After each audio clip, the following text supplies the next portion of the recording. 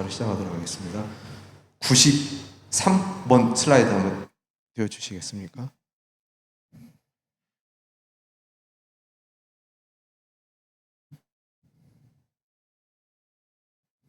자, 그동안에 우리가 여호수아에 대해서 제가 여러분들께 이제 강의를 해드렸는데, 오늘 이제 마지막 시간으로 여호수아를 마무리하려고 합니다.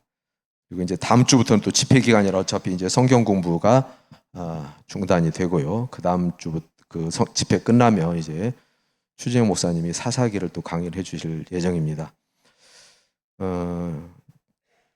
여호수아 전에 제가 모세 오경부터 여호수아까지 흐름을 알려드렸고, 성경을 어떤 관점에서 보는 게 좋은지, 성경을 보는 관점을 저는 여러분들에게 제가 이렇게 중요하다고 강조를 했고요.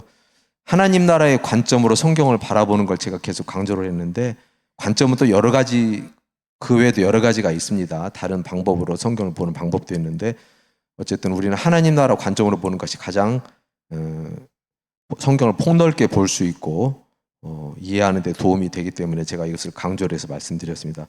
이제 여호수아를 마치면서 마지막 하나 교훈을 더 강조하고 그 다음에 질문에 대한 답변을 드리는 시간을 가지려고 하는데요.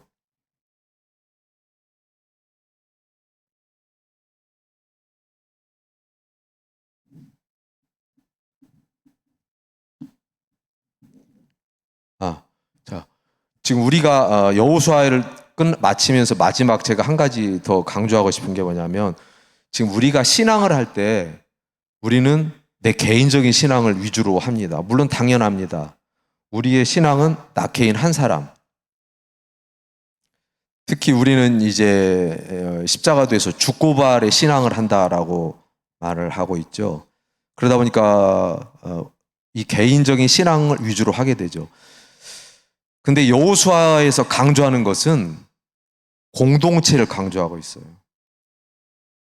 물론 제가 우리 개인의 신앙, 죽고발의 신앙을 뭐 중요하지 않다든지 뭐 그런 의미는 전혀 아닙니다. 신앙의 가장 기본은 나 한 사람 개인이고, 죽고발의 진리는 최고의 십자가도라는 것을 누구도 부인할 수 없습니다. 근데 우리가 여기에서 머물러서는 안 된다라는 저는 말씀을 드리고 싶어요.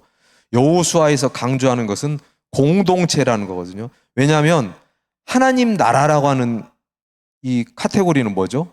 공동체예요. 여러분들, 나라가 구성되려면 한 사람이 나라가 될 수 있나요?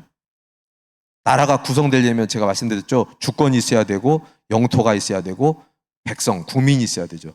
하나님의 나라는 공동체로 이루어지는 거기 때문에 여호수아에서 우리가 마치면서 우리가 얻을 수 있는 교훈은 뭐냐면, 우리 신앙이 공동체를 지향해야 된다는 거예요.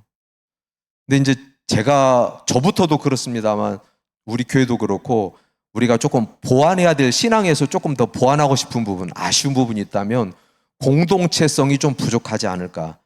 저부터가 그렇습니다.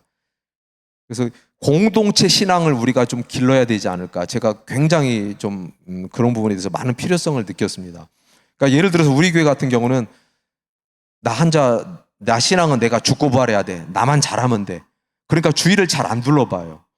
그러니까 극단적으로 새로운 사람이, 새 신자가 와도 별로 관심이 없어요. 내가 죽고 부활해야지. 자신 발견해야지. 그러니까 주변을 돌아보는 것이 약하다는 거죠, 조금. 공동체성, 하나님의 나라. 그래서 여호수아를 보면서 한 사람이 범죄하니까 전체가 채찍과 징계를 받게 되는 아이성 사건도 있고, 이게 공동체를 강조하는 거거든요. 하나가 돼서 움직이고. 그래서 하나님의 나라는 한 개인이 아니라 공동체라는 거. 그래서 우리는 이번 주에도 담임 목사님께서 강조하셨죠. 하나님 비전, 우리도 비전을 갖자. 그래서 우리가 하나님 나라에 대한 비전을 바라보자. 그래서 성경을 볼 때도 한 개인의 신앙으로만 성경을 해석하고 이것은 자신 발견하고 이건 죽고 바라는 말씀이야. 꼭 필요한 말씀이에요. 근데 거기서 머무르지 말고 하나님 나라 관점으로 보면 이건 공동체가 보인다는 거죠. 그래서 우리 교회에서도 공동체에 대한 그 부분을 보완했으면 좋겠어요. 공동체성이 우리가 약하니까 교회 봉사에도 잘 나오지도 않아요. 전도나 선교에도 우리가 좀 약점이 있어요. 제가 보면 그렇습니다. 다른 교단은 죽고발을 제대로 못하는데 막 선교도 하고 활동 많이 하는데 우리는 참 죽고발로 자신 발견해서 십자가도로 들어가는 거 중요하죠. 근데 거기서 머물지 말고 저는 하나님 나라에 대한 비전을 보고 공동체성을 가지고 우리가 같이 서로 봉사하고 친교도 나누고 확장해서 하나님 나라를 확장해서 봉사와 선교에도 관심을 가졌으면 좋겠다. 왜냐하면 예수님께서 최후의 대위임 명령이 뭐냐면 너희는 세상 모든 민족을 제자로 삼아라. 세례를 주고. 그것이 예수님의 지상 최고의 명령이었잖아요. 그래서 우리도 그런 부분을 좀 보완했으면 좋겠다. 여호수아는 어쨌든 공동체성을 강조한다는 얘기를 제가 마지막으로 하면 싶고요. 잘 안 넘어가네. 자, 그 다음에 이제 Q&A 시간을 가지려고 합니다. 여러분들에게 질문 있으면 좀 질문 좀 해주세요 했는데 잘 질문들을 안 하세요. 막 저는 질문도 하고 답변도 하고 활발하게 토론도 이루어졌으면 좋겠는데 아직 그렇게까지는 안 되는 것 같습니다. 그래서 제가 셀프 질문을 만들었어요.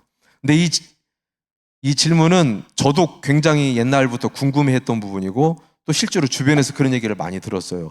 야, 여호수아를 보면 가나안 땅을 정복하라고 하는데 그 가나안 족속들을 막 다 진멸하고 죽이라는 거예요. 너무 잔인하지 않은가? 아니, 이스라엘 백성들을 가나안 땅에 살게 하는 건 좋은데 왜 거기는 사람들을 그냥 어린애부터 어른까지 다 죽이라는 거야? 너무 끔찍하고 너무 잔인하다. 이거에 대해서 의문을 가지고 물어보는 경우가 굉장히 많아요. 저도 그거에 대한 의문이 좀 있었고요. 그래서 그 부분에 대해서 제가 신학적으로 좀 말씀을 드리려고 합니다. 왜냐하면 예수님께서는 원수도 사랑하라고 그러셨잖아요. 아니, 예수님은 신약시대 원수도 사랑하라고 하셨는데 구약시대 여호수아서 같은 데 정복전쟁을 보면 다 죽이라는 거예요. 호흡이 있는 건 남기지 말고 진멸하라. 그래서 실제로 초대교회에서는 어떤 이단들까지 나오냐면요. 구약의 하나님과 신약의 하나님은 다른 분이다라고까지 주장하는 이단들까지 나왔어요. 신약에서는 예수님은 원수도 사랑하라 이렇게 사랑 얘기를 많이 하시는데 구약시대 율법시대를 보면 너무 잔인하고 끔찍한 이런 전쟁 얘기가 많이 나오거든요. 그래서 거기에 대해서 말씀을 드리려고 하는데요. 잘 안 넘어가네요.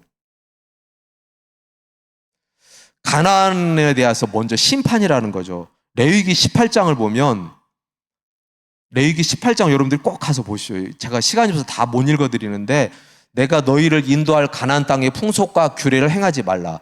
애굽의 풍속도 따르지 말고 내가 너희를 인도할 가나안 땅의 풍속과 규례도 행하지 말라라고 하나님께서 신신 부탁을 하시죠.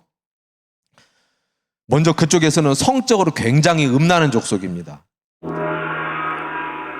근친상간, 레위기 18장을 보면요, 하나님께서 따르지 말라고 하면서 그 가나안 족속들의 그 삶을 나오는데 보면 동성애, 근친상간, 수간까지 합니다.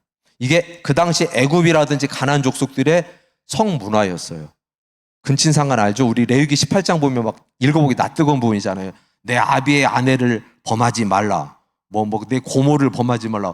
아니, 이런 구절이 왜 나올까요? 성경이 낯뜨겁게. 그 당시 가나안 사람들이 성적으로 그렇게 타락했어요. 그리고 동성애, 남자와 교합하지 말라. 이건 가증한 일이다. 레위기 18장에 그게 쭉 나옵니다. 앞부분에서는 그들의 풍속을 따르지 말라 해놓고 그 후반부에 가서는 이런 것들이 쭉 나열이 돼요. 동성애를 했고 요즘도 동성애가 판을 치는데 그 당시부터 동성애가 있었다는 거예요. 수간이 뭔지 알죠? 말하기도 민망합니다. 짐승하고 교합하는 거예요. 레위기 18장에 적나라하게 나와요. 짐승하고 교합하지 말라. 이는 가증한 일이고 심판을 받는다거나.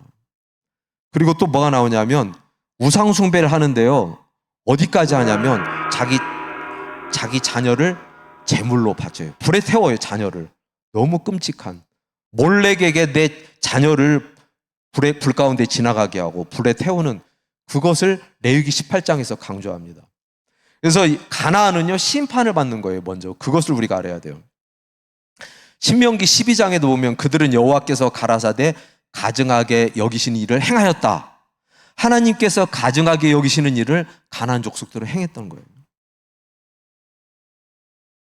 극도로 타락한 가나안 문화가 이스라엘에게 심각한 영향을 주는 것을 하나님께서는 미리 알고 막으려고 하셨던 겁니다. 왜냐하면 이스라엘은 무슨 나라죠? 잘리는군요. 제사장 나라거든요. 제사장 나라. 하나님께서 제사장 나라로 이스라엘을 부르셨다고 그랬잖아요. 그래서 이스라엘을 통해서 세계 모든 민족이 복을 받을 수 있도록 축복의 통로로 이스라엘을 부르셨는데, 그 이스라엘이 가나안 땅에 가서 그들과 합쳐지면, 그들의 문화를 받아들이면 이렇게 음란한 행위를 하고 우상을 숭배할 수밖에 없는. 왜냐하면 이스라엘은 애굽에서 유목 생활만 했다고 그랬죠. 제가 말씀드렸었는데, 그런데 가나안 땅에 가면 농사를 지어야 되는데, 그들의 농사를 다 넘겨받아야 되는데, 그들의 농사를 지을 때 풍요 다산의 신으로 바알을, 아세라를 섬겼거든요. 그래서 그것을 막아야 되는데, 자, 이 노란색 글씨 보이시나요? 한번 읽어보실까요? 시작.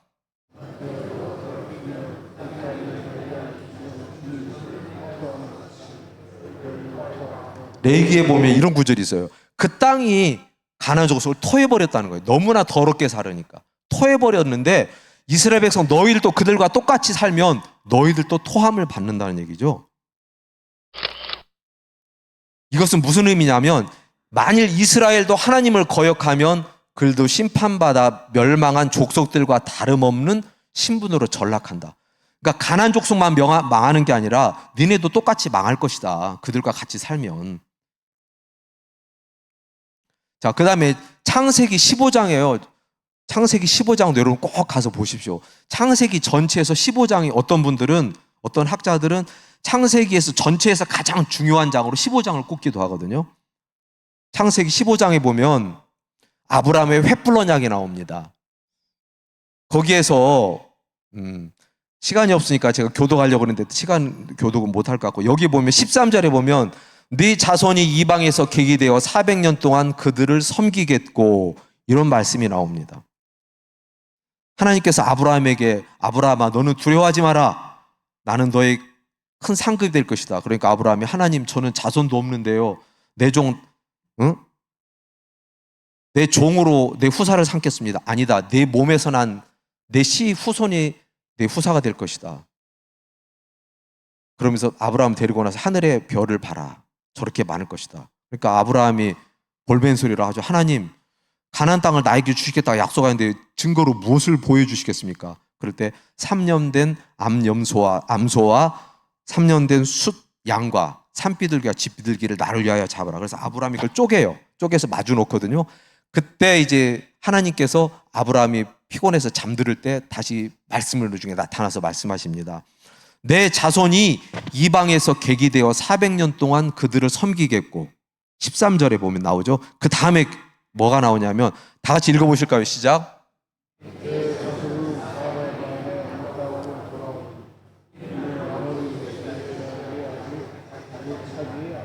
자, 여기 빨간 글씨로 제가 해놨죠. 아모리 족속의 죄악이 아직 가득 차지 아니함이니라. 그러니까 이스라엘 백성들이 400년 동안 애굽에서 포로 생활하는 이유가 뭐냐면, 아직 가나안 땅에 들어갈 때가 안 됐다는 거예요. 가나안 족속 대표적으로 아모리 족속인데, 그 아모리 족속의 죄악이 아직 가득 차지 아니하였다. 그들을 심판할 때가 아직 안 됐어. 그러니까 그들의 죄악이 찰 때까지 기다리면서 이스라엘 백성들은 400년 동안 애굽에서 사는 거예요. 그리고 아모리 족속의 죄악이 가득 차는 시점을 하나님은 알고 계셨던 겁니다. 전능하신 하나님이니까. 그래서 그 아모리 족속의 죄악이 400년 지나면은 가득 차서 심판받을 때가 오는 것을 하나님은 예고를 하신 거예요. 그때 너희 자손들은 4대 만에 이 땅으로 돌아올 것이다. 자, 여러분 창세기 15장에서 이미 가나안 족속의 심판에 대해서 하나님은 예언을 하고 말씀을 주신 거예요. 그러니까 이스라엘 백성들을 그 땅에 살기 위해서 죄 없는 사람들을 망하게 하신 게 아니에요. 그들의 죄가 점점 쌓여가니까 하나님은 그때를 심판의 때까지 참고 기다리신 겁니다. 그래서 더 이상 참을 수 없을 때가 바로 400년 후에, 그때, 그래서 창세기 15장에 이 말씀이 나오는데 굉장히 중요한 말씀이에요. 아모리 족속의 죄악이 가득 차지 아니하였는데 찰 때 그때는 너희들이 그 땅으로 갈 것이다. 죄악이 가득하기까지 기다리신 하나님. 하나님의 두 가지 속성이 있는데요. 제가 이 PPT를 만들다 보니까 우리 애들한테 시키고 싶은데 우리 애들도 요즘 바빠서 제가 만들거든요. 근데 제가 좀 서툴러가지고 이 하나님의 속성은 두 가지를 어떻게 표현할까 제가 고민을 하다가 이렇게 만들었습니다. 하나님의 속성 크게 두 가지로 공의가 있고 사랑이 있습니다. 공의라고 하는 것은 무슨 뜻이냐면요. 하나님의 의, 하나님의 거룩함입니다. 하나님은 절대로 죄를 용서하지 않으신 분이고 조그만 죄도 넘기지 않으시는 거룩하신 분. 티끌만한 죄도 결코 하나님 넘기시지 않는 굉장히 거룩하시고 의로우신 분이에요. 사랑은 어떤 분이냐, 어떤 의미죠? 하나님은 은혜가 한량없고 자비가 무한하신 분이에요. 그러니까 이 두 가지는 충돌해요, 충돌. 인간의 생각으로 볼 때는. 하나님은 죄를 용서하지 않으신 하나님, 거룩하신 분.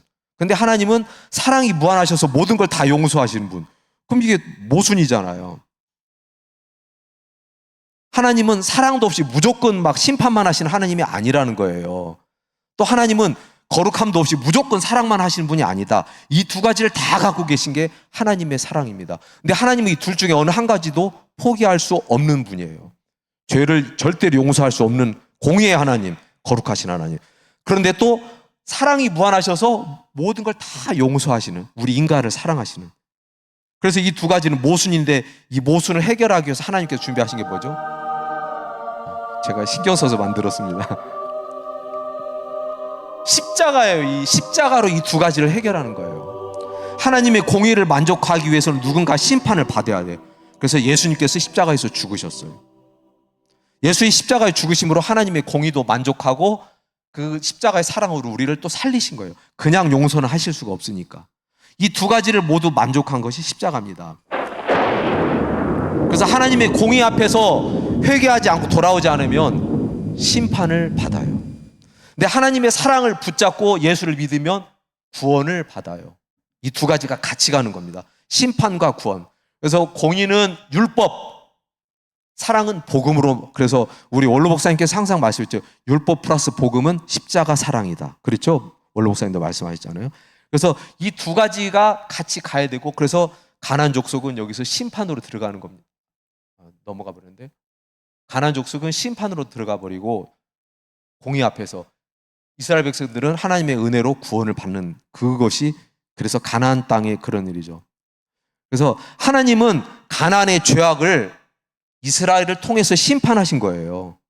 그냥 애꿎은 죄 없는 사람들을 무조건 다 죽인 게 아니라 그들의 죄가 찰 때까지 기다리셨다가 이스라엘의 군사작전을 통해서 일을 하시지만 그들을 가나안의 죄악이 너무나 가득 찼기 때문에 그렇게 음란하고 그렇게 우상숭배하고 그래서 하나님께서 그들을 심판하신 것이다. 죄악이 가득한 곳에는 반드시 하나님의 심판이 임한다. 그래서 회개에 합당한 열매를 맺어야 한다는 말씀드립니다. 자, 그 다음에 가나안 시간이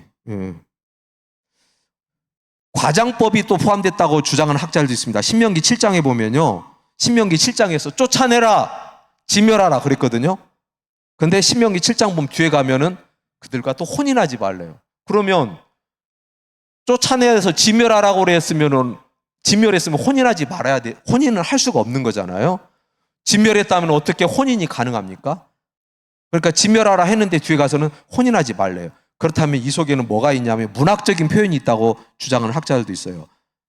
여호수아 10장에 보면 헤브론과 드빌 성읍을 전멸해라 했는데 여호수아 15장에 가보면 그 가나안 부족들이 여전히 살고 있어요. 앞뒤가 안 맞죠. 그러니까 진멸하라는 것은 고대 전투 서사적인 스타일로 기록한 것이다. 인종 말살은 여호수아 전투에서 실제적으로 적용이 안 됐고 좀 과장되었다. 그렇게 주장하는 학자들도 있습니다. 근데 예외가 있어요. 우리가 보면 라합이라든지 기브온 주민들은 하나님께 돌아왔기 때문에 하나님께서는 그들을 구원시켜줘요. 그러니까 가나안 땅 족속이라 해서 다 멸하는 게 아니라 이렇게 하나님을 영접하고 받아들인 사람들은 구원을 해준다는 거죠. 그런데 이스라엘 백성이라도 아간 같은 사람은 어때요? 아이성에서 몰래 물건을 빼돌렸죠. 하나님 앞에 바쳐야 될 걸. 이스라엘 백성이어도 하나님께서는 끊어버릴 수도 있다. 그러니까 가나안 족속에서 무조건 망하는 것도 아니고 이스라엘 백성에서 무조건 구원받는 것도 아니다라는 것을 말씀드립니다.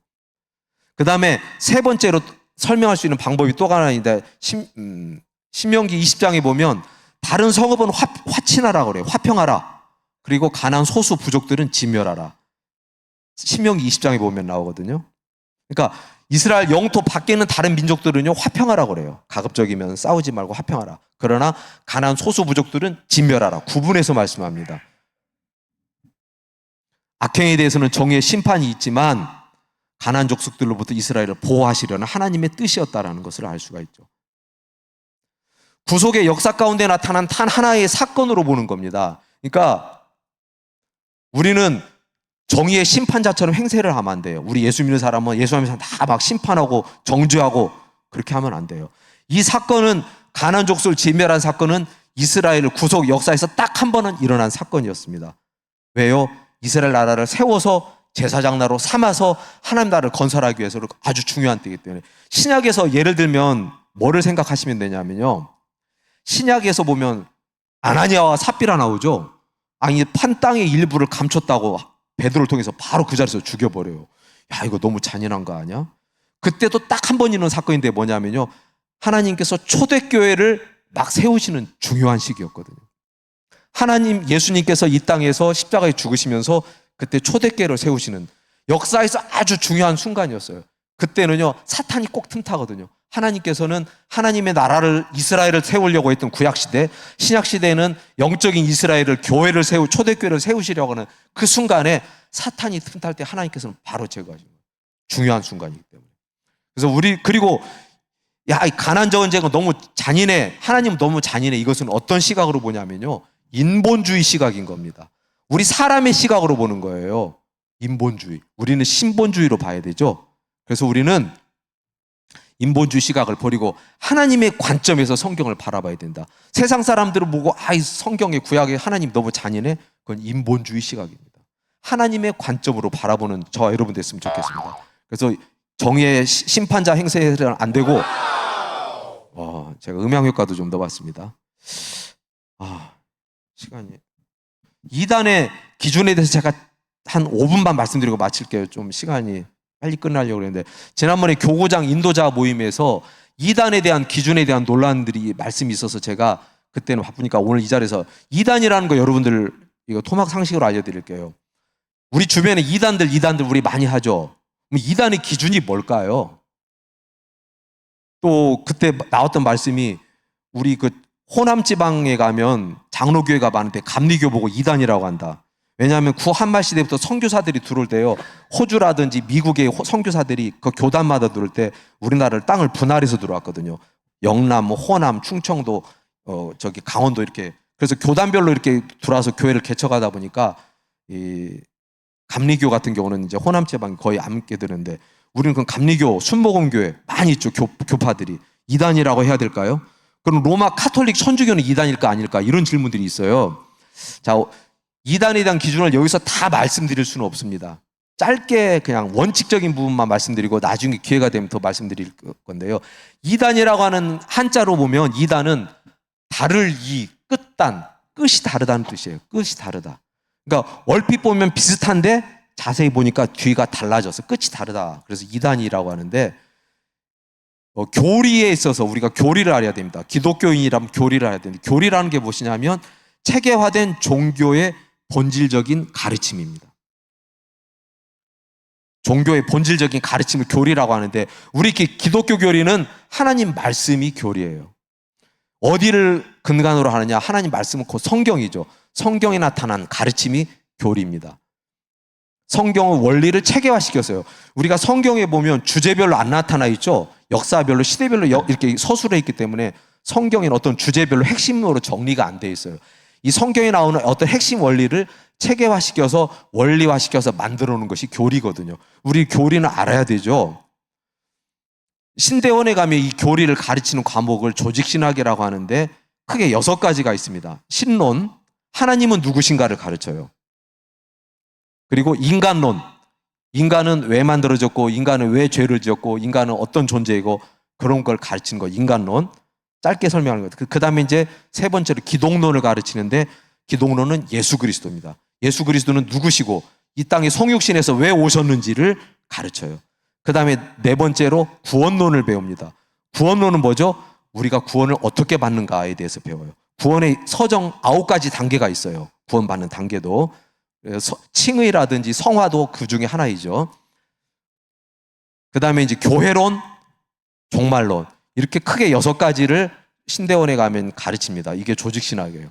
물론 이 외에도 성령에 대해서 가르치는 성령론도 있고 뭐 더 있지만 크게 이렇게 6가지로 나누는데, 기독교의 신념들을 가장 핵심적인 본질적인 교리를 도그마라고 합니다. 교의라고 하죠. 복음의 본질적인 가르침인데 어렵죠? 예를 들어 보면 삼위일체 하나님, 기독론, 예수 그리스도가 하나님이면서도 예수님은 100% 하나님, 100% 인간으로 오셨다는 거, 기독론. 그 다음에 구원을 어떻게 받느냐? 율법으로 뭐 무슨 선한 행위를 통해서? 아니다. 예수를 믿음으로 받는다. 이런 것을 기독교 가장 핵심적인 본질적인 교리라고 합니다. 다른 말로 교의라고 하죠. 이것을 도그마라고 하죠. 그 다음에 이제 이 밑에 하위 개념으로 독트린이라는 게 있는데 교리가 됩니다. 어떤 전통적으로 내려오는 신념 또는 각 교단마다의 어떤 교리가 있어요. 예를 들어 보면 장로교에서는 예정론을 가르칩니다. 교리를. 근데 대표적으로 감리교에서는 성화론을 가르쳐요. 완전 성화론. 이것들을 예를 들면 이것들은 독트린이라고 해서 교리입니다.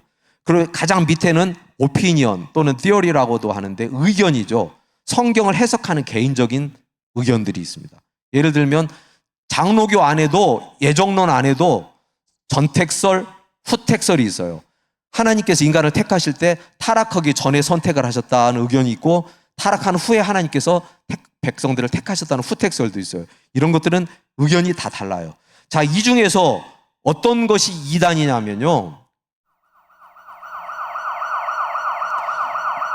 이 도그마를 부정하면 무조건 이단입니다. 그러니까 삼위일체 하나님을 부정을 한다, 예수님의 성육신을 부정을 한다, 예수 믿어서 구원받는 걸 부정을 한다, 이런 핵심 교리들 부정하면 이건 무조건 이단인 거예요. 근데 이제 교리가 좀 다르다. 장로교는 예정론을 강조하는데 감리교에서는 성화론을 강조한다. 뭐 오순절 순복음교회 같은 데는 은사론을 강조하고 뭐 여러 가지가 다르죠. 근데 이런 것들을 다르다고 해서 이단이라고 하지는 않습니다.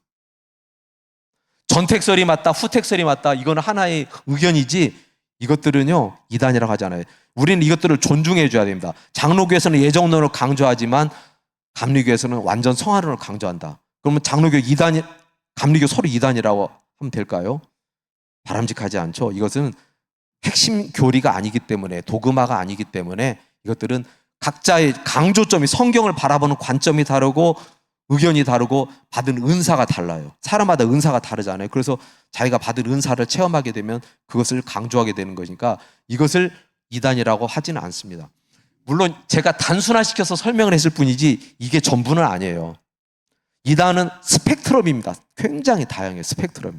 그래서 어떤 데는 딱 이단이라고 단정할 수도 있고 어떤 데는 그 합동이라든지 통합 같은 총회에서는요 이단 위험성이 있다 그렇게 말하는 데도 있어요. 애매할 때 이단 위험성이 있다, 나는 이단성이 있다, 그래서 거기는 참가하지 마라 이렇게 경고를 주기도 하거든요.